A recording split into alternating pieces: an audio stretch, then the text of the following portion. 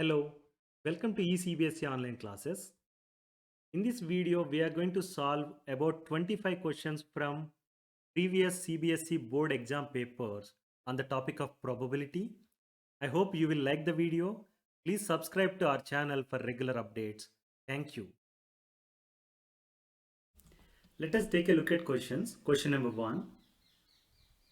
A game consists of tossing a coin 3 times and noting the outcome each time. If getting the same result in all the tosses is a success, then find the probability of losing the game. This question has appeared in 2019 set number 1. Before attempting this problem, I would like you to understand or recall certain concepts based on probability.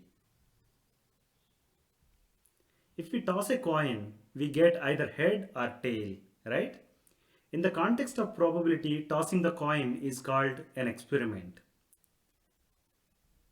Getting head or getting tails are the outcomes of the experiment in this particular case, right? When you toss a coin, you're going to get head or get tail.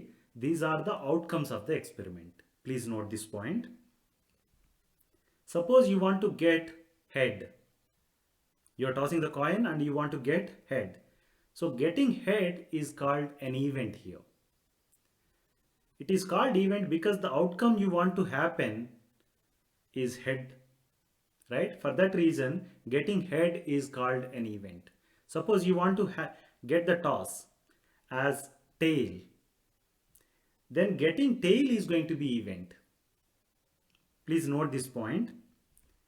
If a coin used for this experiment is a fair coin, then chance of getting head is going to be equal to chance of getting tail. It means outcome of this experiment are equally likely outcomes. Please note this point. In this chapter, whatever problems we solve, be it throwing a dice or tossing a coin, all these are based on the assumption that the outcomes are equally likely outcomes. It means there is no bias for getting one outcome more than the other outcome. I hope you got the concept. Probability of event, that is denoted as P of E, is defined as the ratio of number of outcomes favorable to event E divided by number of all possible outcomes of the experiment. Please note this formula. For the case of tossing the coin and getting the head, probability of getting the head is defined as P of H equal to number of outcomes favorable to event H divided by number of all possible outcomes of the experiment. Number of outcomes favorable to getting H or getting heads is 1, because when you toss a coin, either you get heads or tails, right? Since you want to have outcome as heads, so favorable outcome is going to be only 1, whereas the number of all possible outcomes is going to be 2, because you're going to get either head or tail, right? So that is the reason probability of getting head is going to be half. Similarly, probability of getting tail is also going to be half, because chance of getting head equal to chance of getting tail for this particular case, right? With this concept in mind, let's go back to the problem. A game consists of tossing a coin 3 times and noting the outcome each time. If getting the same result in all the tosses is a success, find the probability of losing the game. That is the question asked, right?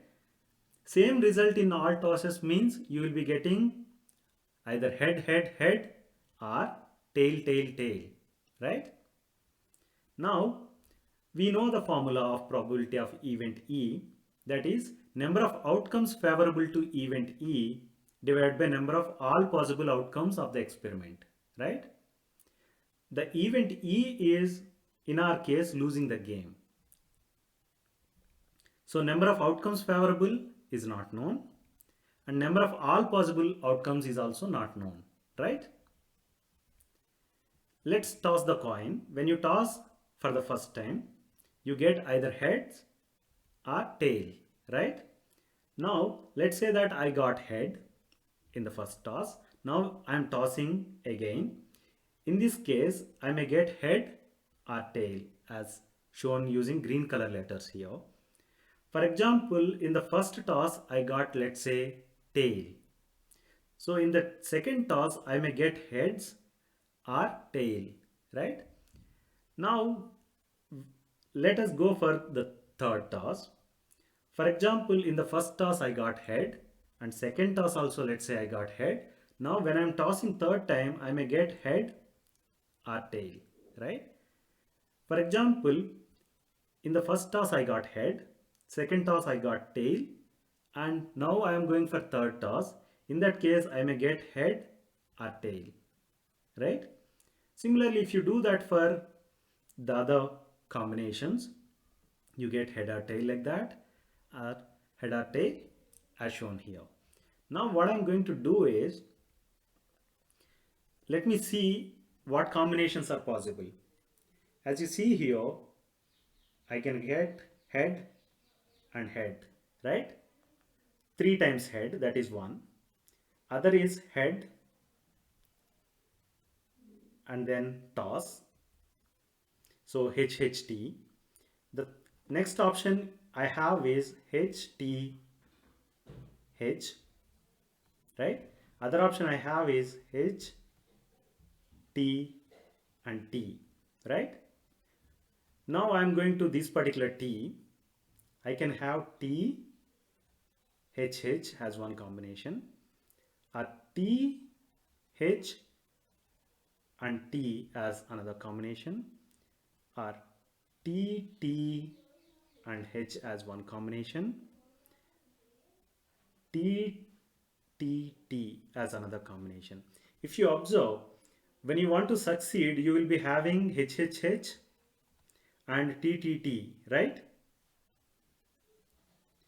If you want to lose the game, you will be getting remaining. That is 1 HHT, 2 THH, 3 THT, 4, 5 and 6, right? Now number of all possible outcomes, if you check, total we have is 8, right? Number of favorable outcomes is 6. Number of favorable outcomes to lose the game is 6. That is what is for this. And for the denominator, all possible outcomes is 8. So the answer is 3 by 4, right? Probability of losing the game is 3 by 4, that is equal to 0.75. This is what we are asked to find. Let's go to the next question. Question number 2. If 3 different coins are tossed together, then find the probability of getting 2 heads. We know the probability of event E is defined as number of outcomes favorable to event E divided by number of all possible outcomes of the experiment. We have seen number of all possible outcomes are 8, right? And you want to have the event as getting 2 heads, right? Outcomes favorable are 2 times head and 1 time tail, right? Those are here. 2 times head, 2 times head, and then you have 2 times head here, right? Those are here. Those are 3. Now let's substitute these 2 into the formula. That says probability of getting 2 heads is 3 by 8. I hope you got the concept. Let's go to the next question, that is question number 3. If the probability of winning a game is 0.07, what is the probability of losing it? Probability of occurrence of an event E plus probability of not occurrence of an event E equal to 1. This is a formula, you have to take a note of this. That can be written as P of E plus P of not E equal to 1. Not E is shown as E over bar as shown here. So P of E plus P of not E equal to 1. This is the formula. it is given that probability of winning a game P of E equal to 0.07, right? And we are asked to find the probability of losing a game, that is P of not E. If you assume that either you win the game or lose the game, then only there are two options, right? So then it means occurrence of event is winning the game, and not occurrence of event E means not winning the game, that is equal to losing the game, right? So since we know that P of E plus P of not E equal to 1, if you rearrange it, P of not E equal to 1 minus P of E, and now let's substitute P of E equal to 0.07, so that you get P of not E equal to 0.93, right? This is the answer we are looking for. Let's say now that probability of losing the game is 0.93. Let's go to the next question, that is question number 4. The probability that it will rain tomorrow is 0.85. What is the probability that it will not rain tomorrow? Probability of raining tomorrow is given, that is P of E equal to 0.85. Probability of not raining is what we have to find, that is P of not E, right? We know that P of E plus P of not E equal to 1. It means P of not E equal to 1 minus P of E. When you substitute 0.85 for P of E, you're going to get P of not E equal to 0.15, right? It means probability of not raining tomorrow is 0.15. This is what we are asked to find. Let's go to the next question, that is question number 5. The probability of an event that is sure to happen is what? Probability of event that is sure to happen is 1. Please note this point. The next question is, probability of an impossible event is what? Probability of an impossible event is 0. Since it is an impossible event, there is no chance that that event can occur. It means the probability of event occurrence is 0. I hope you got the concept. Let's go to the next question, that is question number 7. A die is thrown once. What is the probability of getting a number less than 3? The possible outcomes of throwing a dice are what? We have to understand that first, right? When you throw a dice, you will get either 1, 2, 3, 4, 5, or 6, right? So possible outcomes, the number of possible outcomes are going to be total 6, right? If I say that event E is getting a number less than 3, then we know the probability of an event E is defined as number of outcomes favorable to event E divided by number of all possible outcomes of the experiment, right?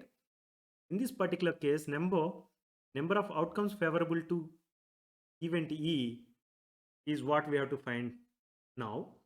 So the number less than 3 is what we are asked to find, right? For example, these two are the numbers. Number 1 and number 2 are the numbers which are less than 3.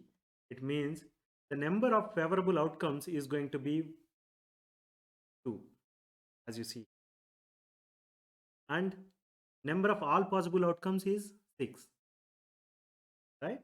So we have both the quantities for the numerator and denominator. Let's now write the probability. That is probability of getting a number less than 3 equal to 2 by 6. That is equal to 1 by 3. I hope you got the concept. Let's go to the next question. That is question number 8. A die is thrown once. What is the probability of getting a prime number? We have just seen that possible outcomes are 1, 2, 3, 4, 5, and 6, right? If I say that event E is getting a prime number, then what are the prime numbers?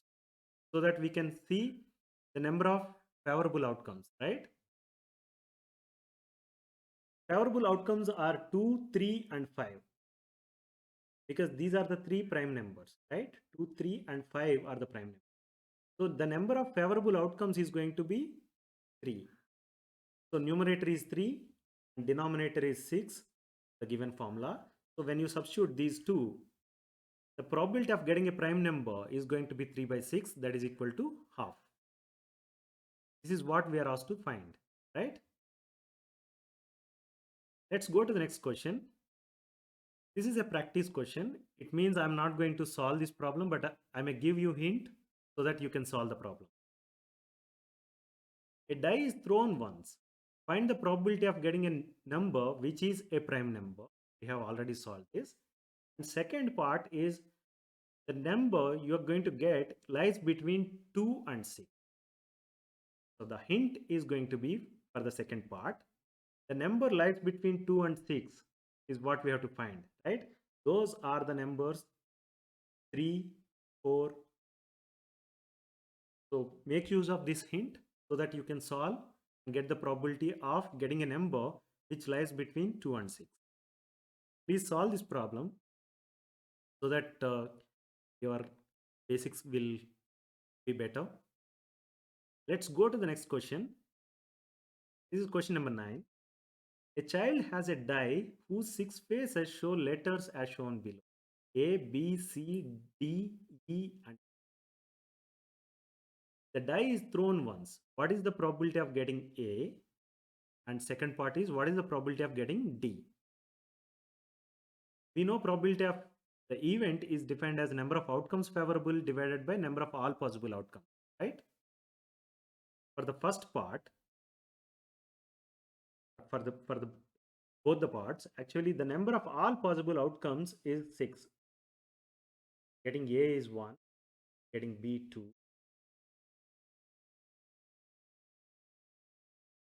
total 6, right? Number of all possible outcomes is 6.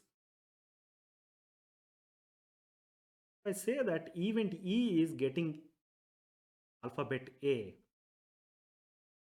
then what are the favorable outcomes? Then what are the number of favorable outcomes? So favorable outcomes are going to be this A. It means the number of favorable outcomes is 2. That's why probability of getting A is going to be 2 by 6. That is equal to 1 by 3. Let's go to the next part. That is D, right? What is the probability of getting?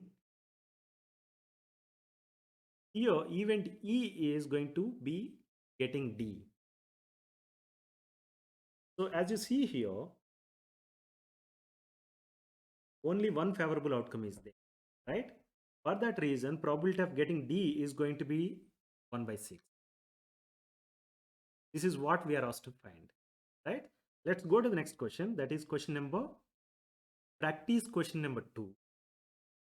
A child has a die whose 6 faces show the letters given below: A, B, C, A, B. As you see here, this dice is different from the earlier one. The die is thrown once. What is the probability of getting A and what is the probability of getting B? I'm not going to solve this problem. Try to solve this so that you get the concept better. Let's go to the next question. That is question number 10.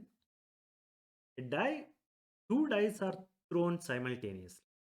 The probability that the sum of two numbers appearing on top of the dice is less than 12. And we are given 4 choices. We have to find which one is correct. When you throw a dice, you get 1, 2, 3, 4, 5, or 6, right? Let's say that you are throwing another die. You get 1, 2, 3, 4, 5, or 6, right? So now there is a chance that you get, when you throw 2 dice, you get 1 and 1, 1 and 2, 1 and 3, 1 and 4, 1 and 5, 1 and 6. There is a chance that you will get 2, 1, 2, 2, 2, 3, 2, 4, 2, 5, 2, 6. And there is a chance that you will get 3, 1, 3, 2, 3, 3, 3, 4, 3, 5, 3, 6. Like that, you get 4, 1, 4, 2, 4, 3, 4, 4, 4, 5, 4, 6, 5, 1, 5, 2, 5, 3, 5, 4, 5, 5, 5, 6. 6, 1, 6, 2, 6, 3, 6, 4, 6, 5, or 6, 6. So when you see this, you have total 36 possible combinations, right? So all possible outcomes are going to be 36. 6 times 6, that is equal to 36. So the question now is, the numbers appearing on top, if you take their sum, that has to be less than 12. When you observe this, what you see is, except for this particular combination, rest are all going to be less than 12. Let's see.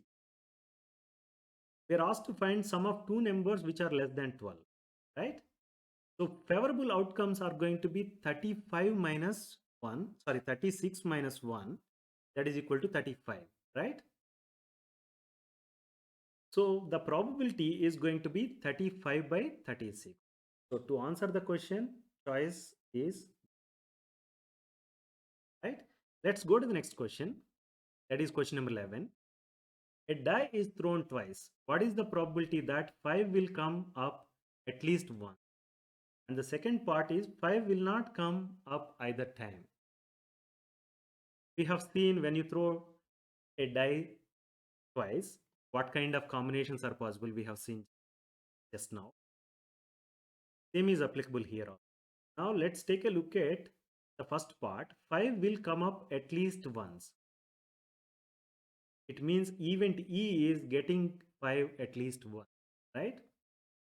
As you see here, when you have 5 1, 5 2, 5 3, 5 4, 5 5, 5 6, there is a chance that you will get 5 at least once, right?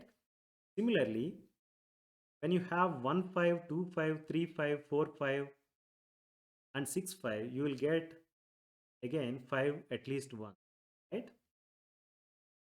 So if you count the total, you should not double count this particular number, this particular combination.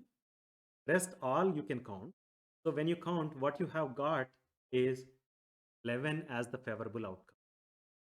The total number of outcomes we know, that is equal to 36, right? So probability of getting 5 at least once is 11 by 36. Let's go to the next part. That is 5 will not come up either time. It means we have to omit this particular line and this particular line, right? Rest we have to count so that we will know the favorable event, sorry, favorable outcomes for the given event.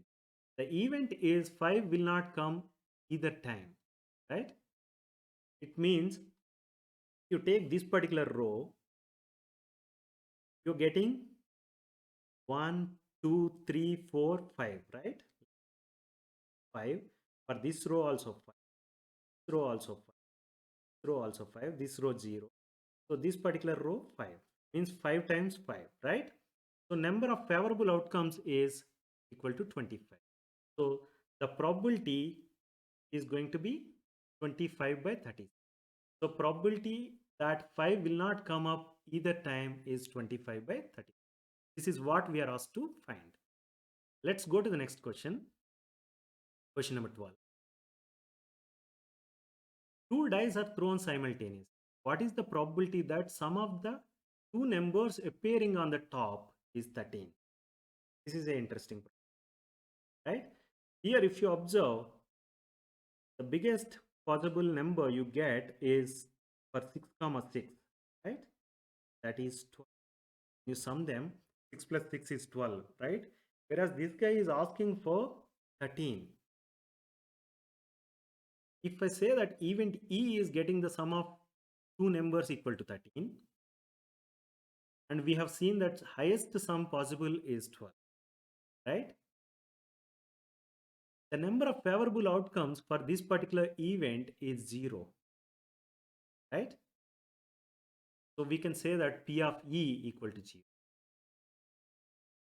This is a rare event, not even rare event, impossible event, right?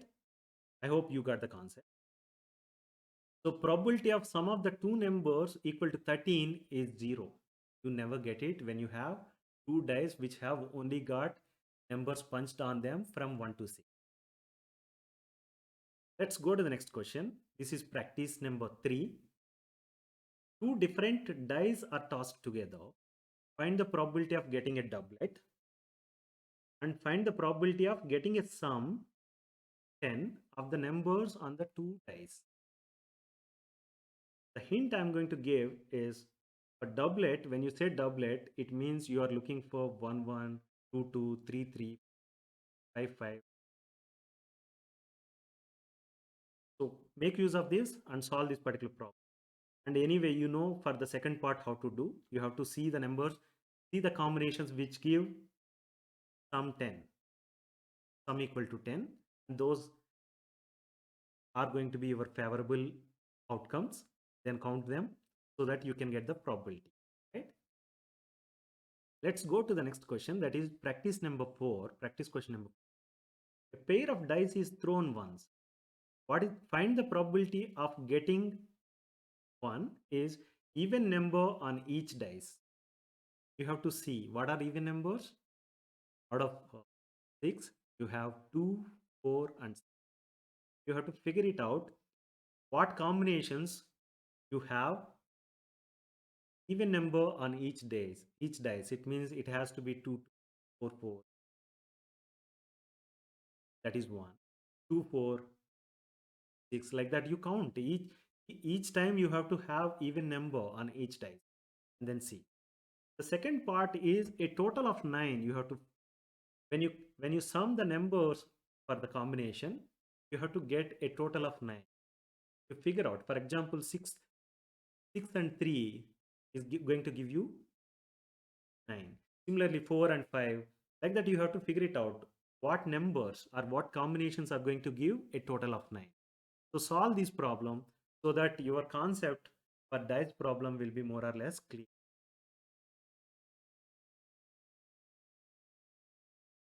Let us go to the next question, that is question number 13. A letter of English alphabet is chosen at random.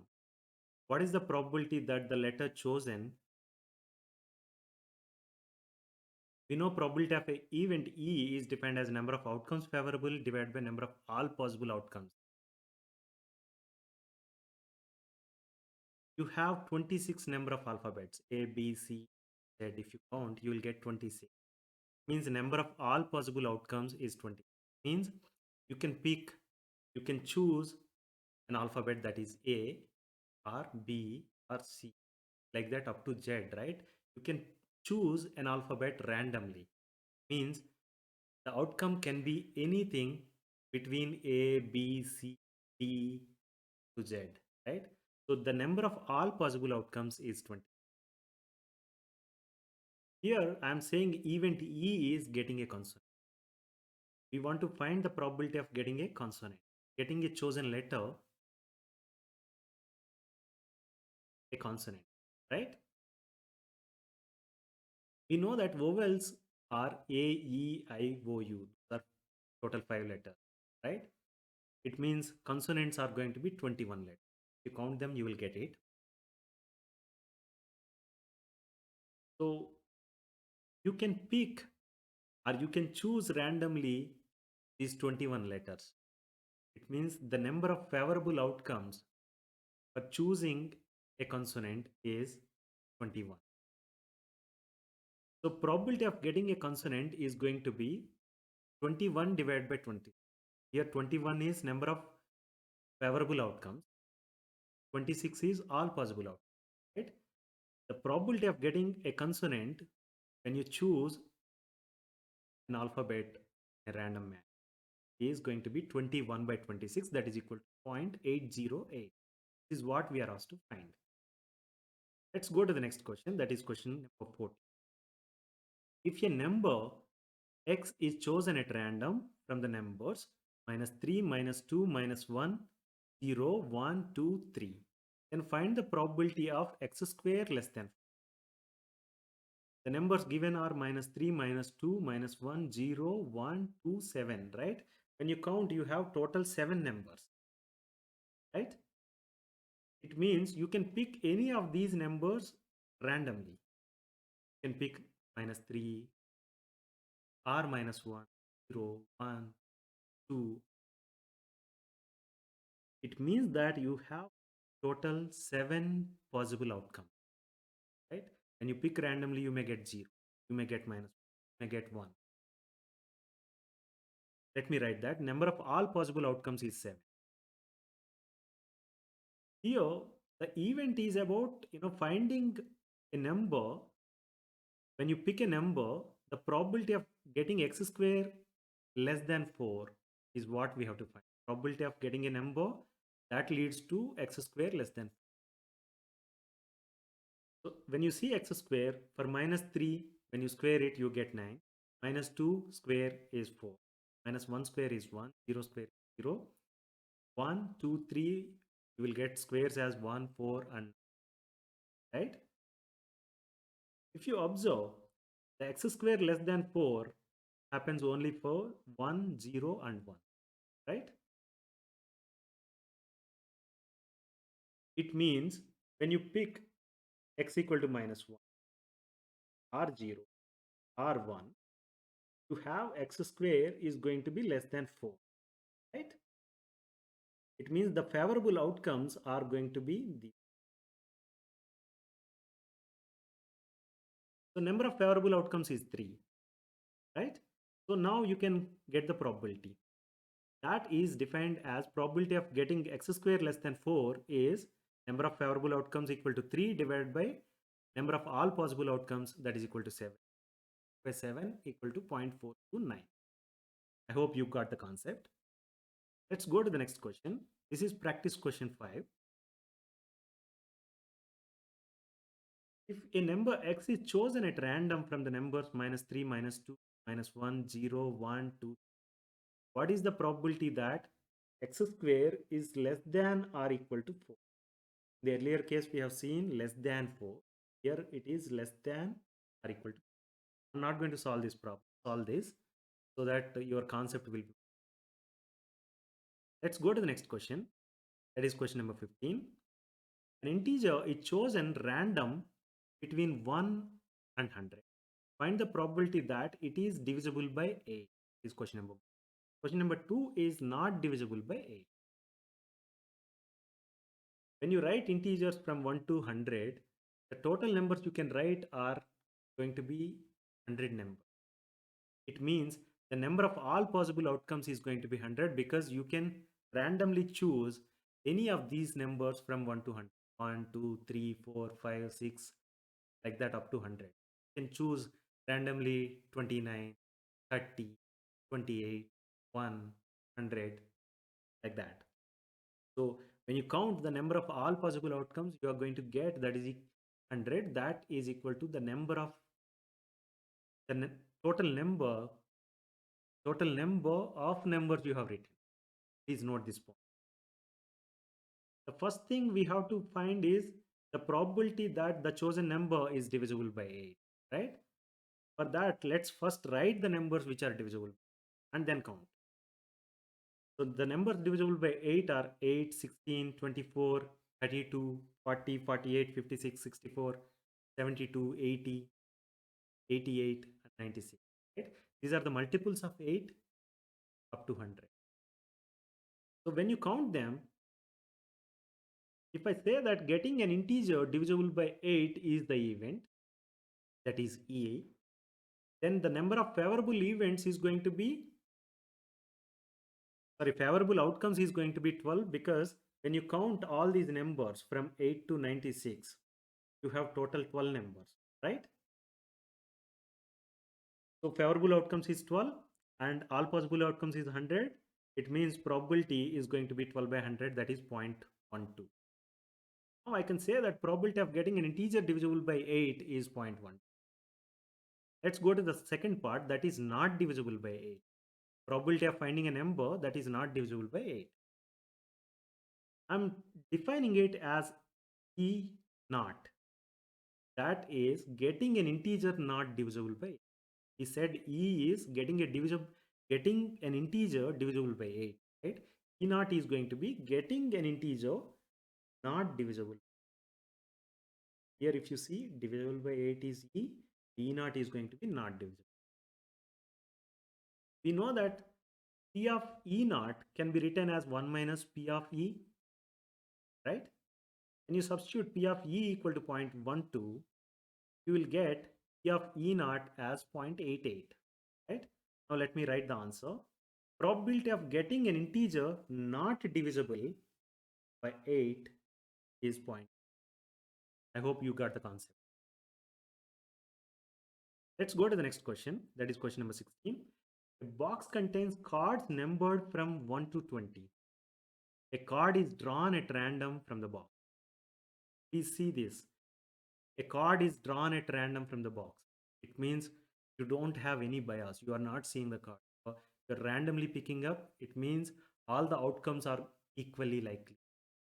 That is the fundamental assumption we made, right? In all these problems, we are going to make use of that assumption.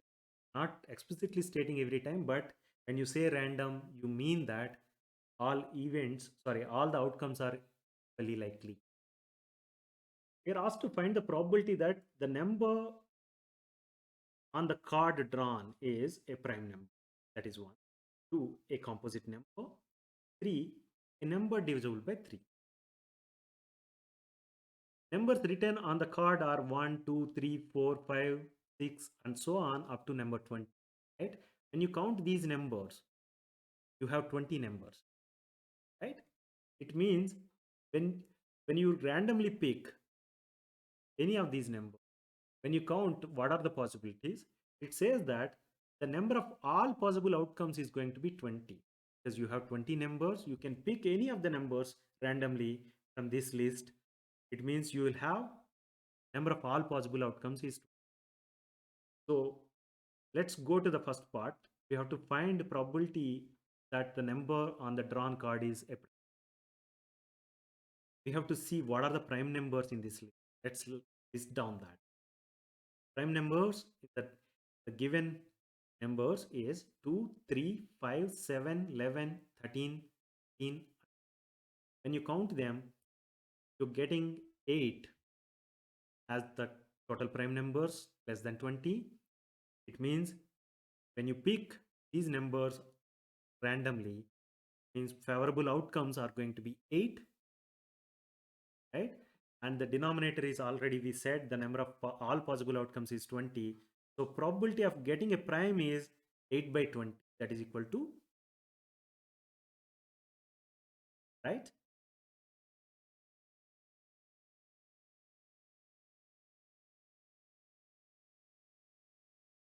Let's go to the next question. That is a composite number, right? Let's list down the composite number.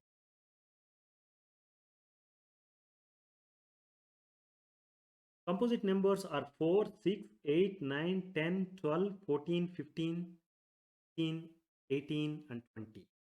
Means these are the numbers which have got more than factor. Number 1 and that number itself are the factors. More than that, you have number 2, like that. They are the factors. So these numbers are composite numbers. Whereas prime numbers have got only 1 and that number as the factors. That's why prime numbers have got only 2 factors. When it comes to composite numbers, you have more number of factors than 2. So when you count this, you're going to get those many favorable outcomes. Probability of getting a composite number is 11 by 20. By 11, when you count all these numbers, you are going to get 11 numbers. It means you can randomly pick these 11 numbers so that you will get favorable outcomes. Number of favorable outcomes equal to 11. That's why it is 11 by 20. That is equal to. Let's go to the third part. A number divisible by 3. If you observe this, I have put the numbers divisible by 3 in red color. Count them. The multiples of 3 are going to be divisible by 3. They are total 6. It means favorable outcomes is 6 and all possible outcomes is 20. So probability of getting a number divisible by 3 is going to be 6 by 20. That is equal to 0.3. Right? Let's go to the next question. That is question number 17. Cards marked with numbers 5 to 50 are placed in a box and mixed thoroughly. One card is drawn at random from the box. Find the probability that the number on the card taken out is a prime number less than 10, or the second question is the number which is a perfect square.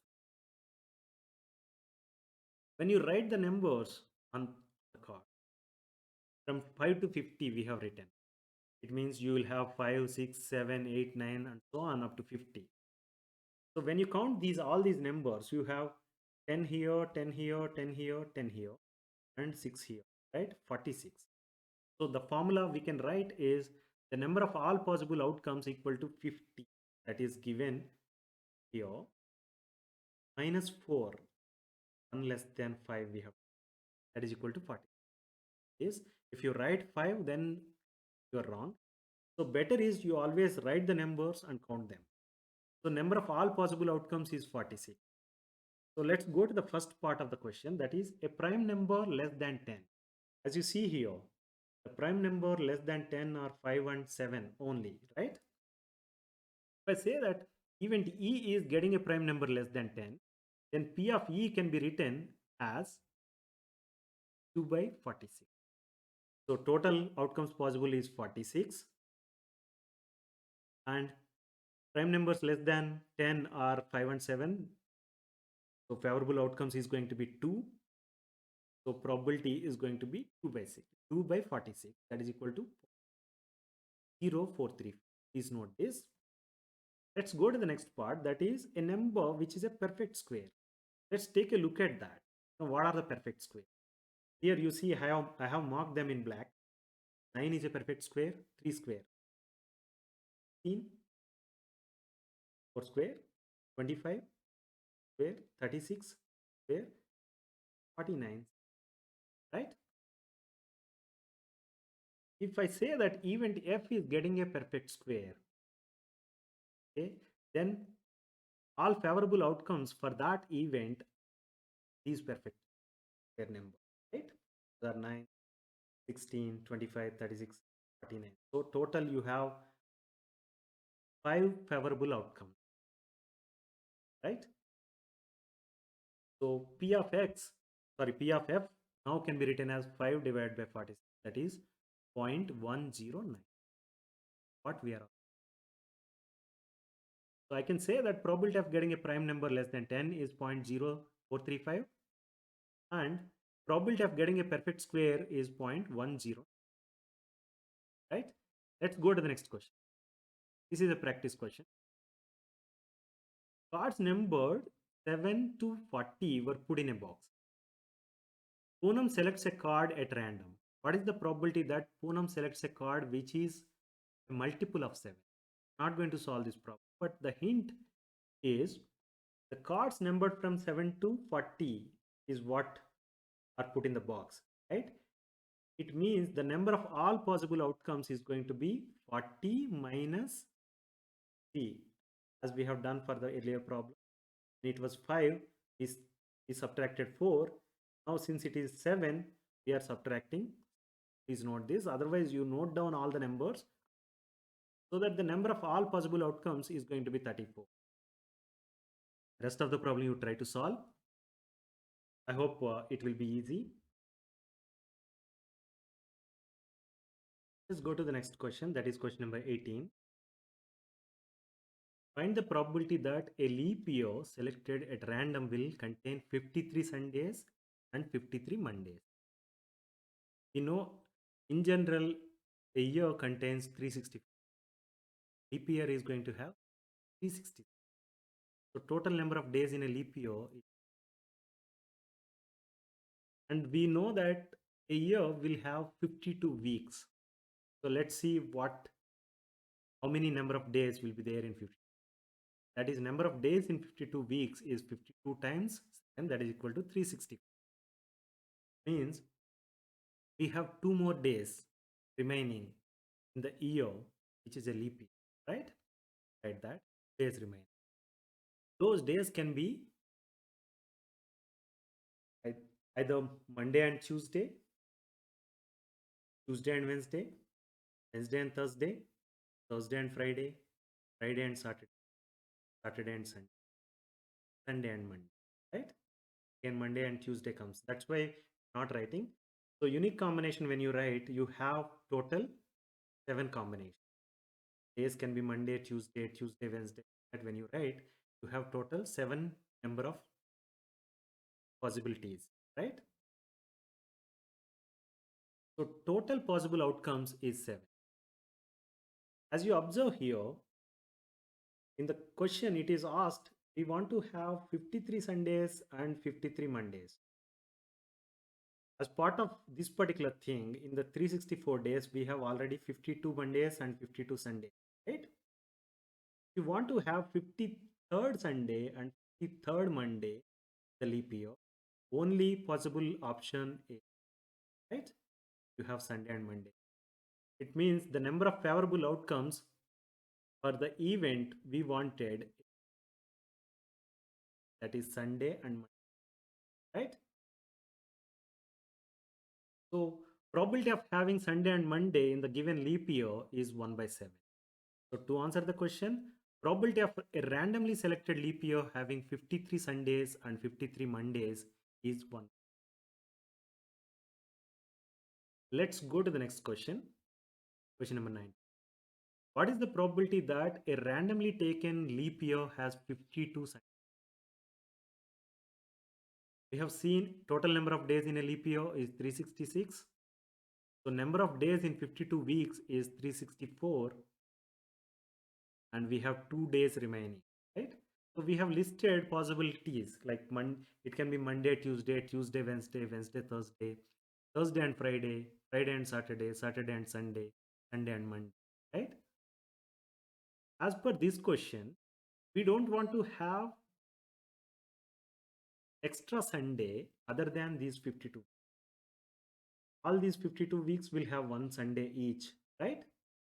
You don't want to have extra Sundays. That is the thing we want to. So if I say that event E is leap year of 52 Sunday, favorable outcomes is going to be 5. Why 5? You observe here there is one, here there is one. You can't include these two. If you include these two, then there is a chance that you will get 53rd Sunday, right? You don't want to have that. That's why you will be including the leap years that have got Monday, Tuesday, Tuesday, Wednesday, Wednesday, Thursday, Thursday, Friday, Friday and Saturday as a possible combination, not these two, Saturday, Sunday and Sunday, Monday. So that's why, since we have 5 possibilities here, from here, I have 5 favorable outcomes. We have seen that all possible outcomes is 7, right? So P probability of a randomly selected leap year having 52 Sundays is going to be 5 by 7. Please note. Let's go to the next question. That is question number 20. A bag contains 3 red, 5 black and 7 white balls. Ball is drawn from the bag at random. When I say at random, it means all outcomes are equally likely. So we are not seeing the balls to pick either red or black or white. I don't have any specific reason to pick red or black or white. I don't have any bias for that matter. So I'm randomly picking one ball. So I want to see what is the probability of the ball drawn is not black. It means when I draw a ball, it has to be either red or white. The total number of balls in the bag is 3 plus 5 plus 7 equal to 50. It means when you randomly pick all possible outcomes is going to be 50, right? Let's write that.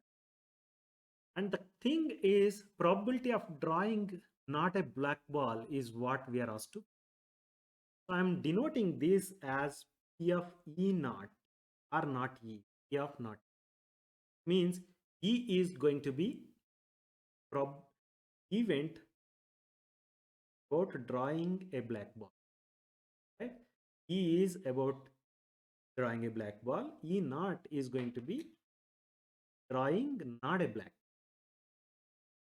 So let's see, since there are 5 number of black balls, the favorable outcomes for E are going to be 5, right? And all possible outcomes is 15. That's why P of E can be written as 5 by 15, that is equal to 0.333, right? Whereas what we wanted is P of not E, right? So we know that P of E plus P of not E equal to 1. It means P of not E equal to 1 minus P of E. When you substitute P of E equal to 0.333 into this, what you get is P of not E equal to 0.6. That is the answer we are looking for. You can solve it in the other way also. For example, other possibilities are red balls and 3 red balls and 7 white balls, right? So probability of picking these two, if you want to find, that is favorable outcomes is going to be 3 plus 7, that is 10. And total outcomes is 15. So probability of picking a red or a white ball is going to be 10 by 15, that is equal to 0.66. That is exactly equal to not picking the black ball, right? I hope you understand the concept. So to answer the question, probability of drawing not a black ball, that is P not E, is 0.66. Let's go to the next question. That is question number 21. A jar contains 18 marbles. Some are red and others are yellow. If a marble is drawn at random from the jar, the probability that it is red is 2 by 3. Find the number of yellow marbles in the jar. You see the question. You have total 18 marbles, right? And the probability of picking a red marble is 2 by 3. And we are asked to find the number of yellow marbles. Let's see how to solve it. Total number of marbles is 18. It means all possible outcomes is 18, right? And event E, if I say that drawing a red marble, then P of E is 2 by 3, that is given, right? We know that P of E can be written as number of outcomes favorable to event E divided by number of all possible outcomes, right? Here, drawing a red marble is the event. When you substitute P of E equal to 2 by 3, that is going to be equal to number of outcomes favorable to event E. That is, event E here is picking the red ball, right? And all possible events, all possible outcomes is 18.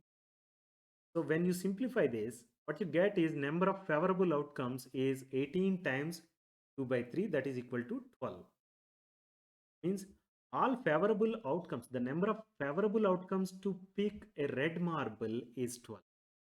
It means that you have 12 red marbles in the bag or in the jar, right? Let's write that. Since number of favorable outcomes is 12 for picking a red ball, a red marble, the number of red marbles is going to be 12, right? It means you can pick any of these red marbles at random, right? So that is the case.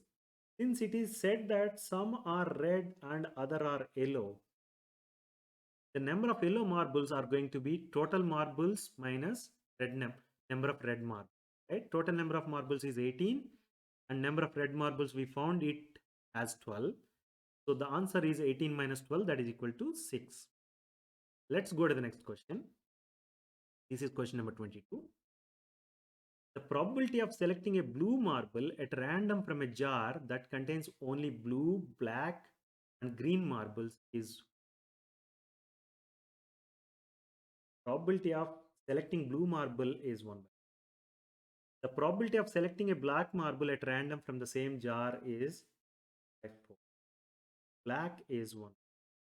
The jar contains 11 green marbles. Find the total number of marbles in the jar. P of blue is given, that is 1 by 5, that is equal to 0.2, right? P of black is given, that is equal to 1 by 4. Probability of picking the black marble is 1 by 4, means it is 0.5. Probability of picking the green marble is not given. That is what we have to first find. We know that sum of probabilities of all the events is equal to 1. Means P of blue plus P of black plus P of green equal to 1.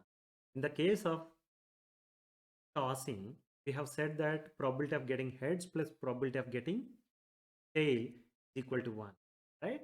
Because those are the total possible outcomes.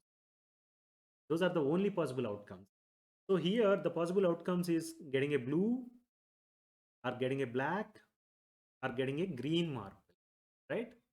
That's why sum of probabilities of all these events is 1.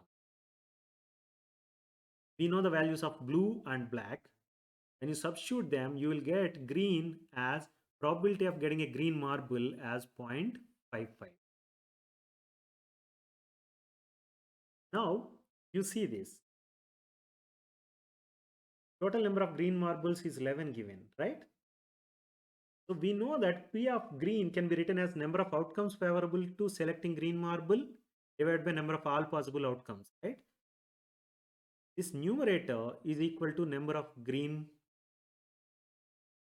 Denominator is going to be equal to total number of marbles, right?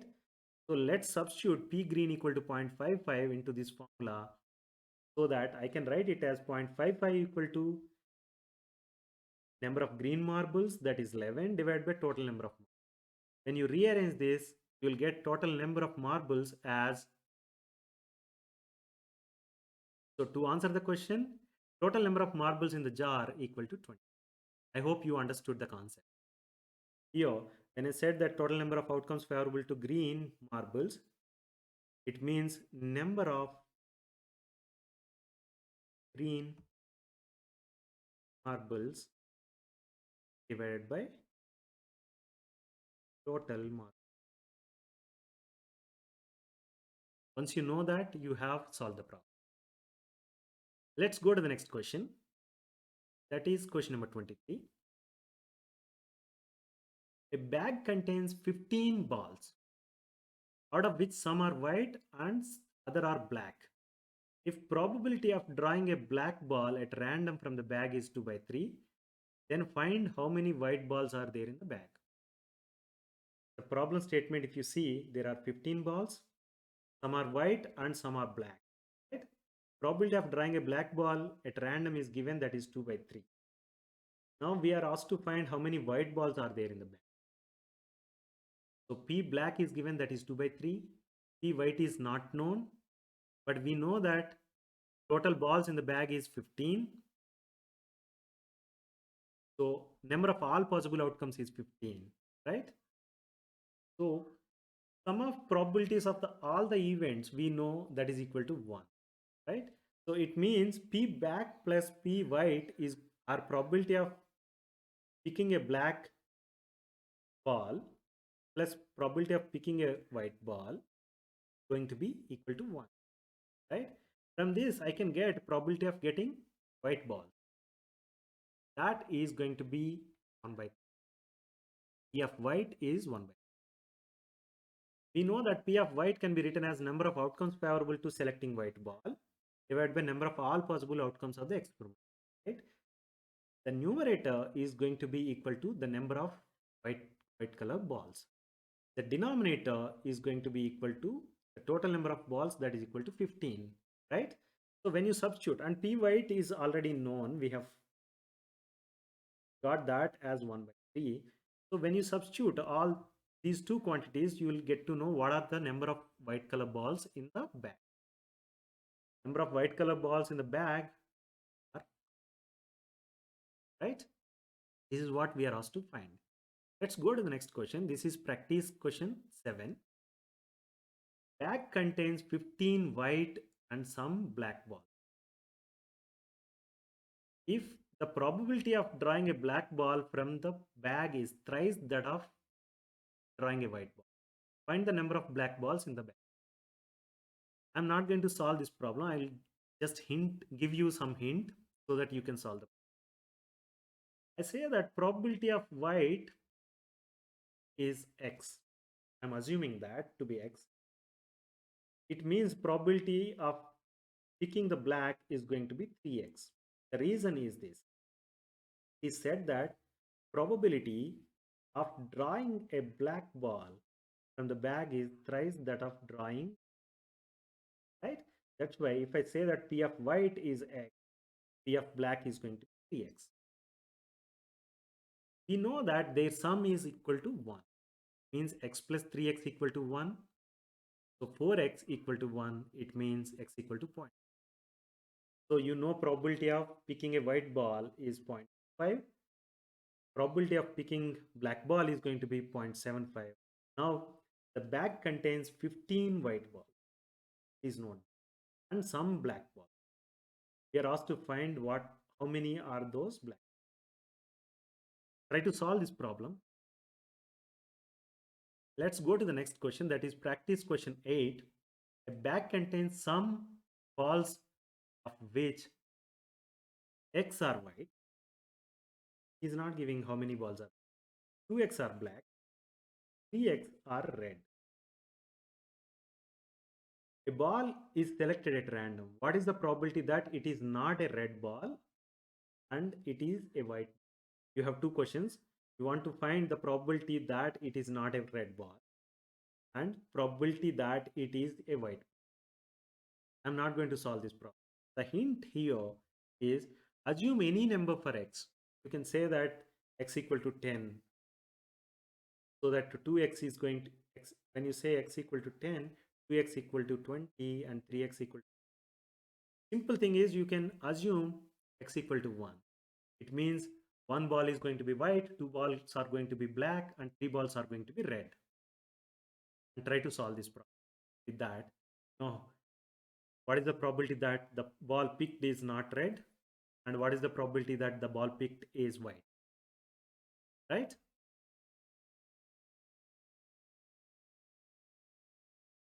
Let's go to the next question. That is question number 24.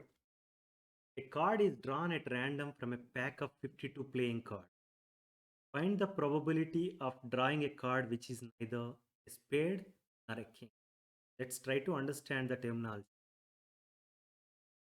When you put all 52 playing cards together, you will get an arrangement like this.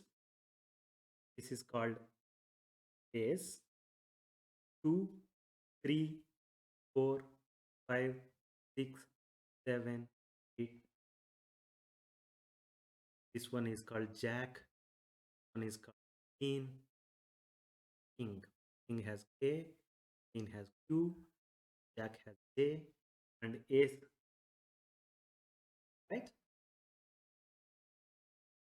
If you observe, this particular symbol is called spade. And when you count, you have 13 spades. All are in.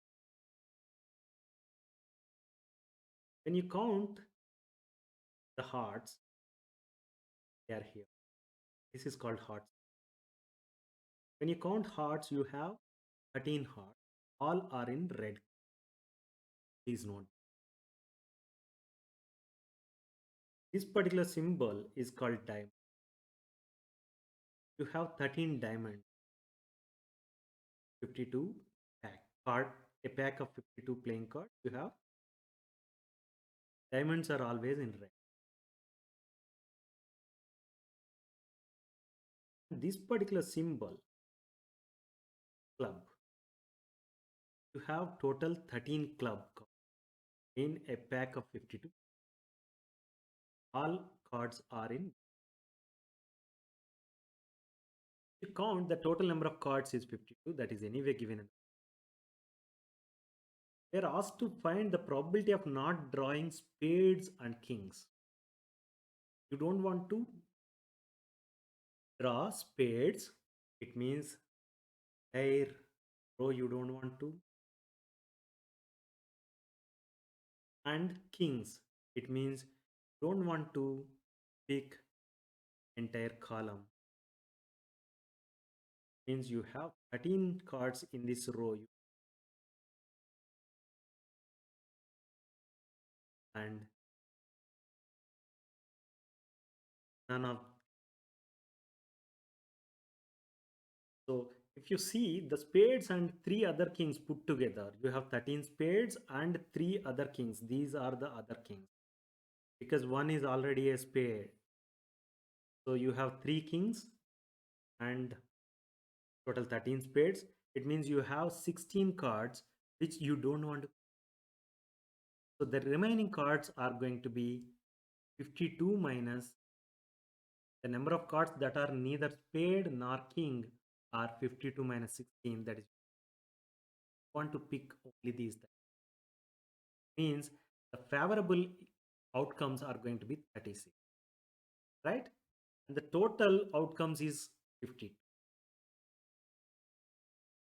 So probability of drawing neither spade nor king is now going to be 36 divided by 50 is 9 by 13. I hope you understood the problem. Let's go to the next question. That is question number 2. The king, queen, and jack of clubs are removed from the pack of 52. And then the remaining cards were shuffled. A card is selected from the remaining card. Find the probability of getting a card. Probability of getting a card of spade. Second part is probability of getting a card of black king. Third is probability of getting card of club. Fourth is probability of getting card of jack. Let's try to solve this problem now. We have seen when you have 52 cards, you can have an arrangement like this, right? If you observe here, king, queen, and jack of clubs are removed from. It means in your pack you have 3 cards are no more there. The remaining cards are shuffled. So the remaining cards are going to be 52 minus 3, right? That is 49. And we know number of spades is 13. Count this particular row, you're going to get 13. And hearts is also 13. And diamonds is also 13. Whereas clubs is 10 only, right? We don't want to have those 3 already removed. That's why clubs is 10. Now let's go to the problem. We want to find the probability of getting a card of spade. So the number of spades is 13, means favorable outcomes for the first problem is 13 and all possible outcomes is 49, right? So probability of getting a spade is 13 divided by 40, right? So we are done with first part. The second part, probability of getting a card of black king. If you observe here, this is the only card which is black king, right? Remaining 2 are red king. So probability is going to be 1 by 49 because favorable outcome is only. Probability of black king is 1.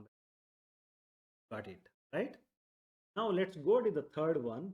Probability of getting a card of club. If you observe this, you have only 10 clubs. Remaining 3 clubs were removed, right? So favorable outcomes is going to be 10, whereas all outcomes is 49. So probability of getting a club is 10 by 49. I hope you got the point. The last one is probability of getting a card of jacks. Here if you observe how many jacks are there? 2, right? So probability of jacks is going to be 3 by 49 because here since you have 3 jacks, you have 3 favorable outcomes and total outcomes is 49. That's why P jack is 49. Sorry, 3 by 49, right? I hope you like the video. Please subscribe to our channel ECBSC online classes on YouTube and follow us on Facebook. If you like the video, don't forget to leave a comment and a like. Thank you.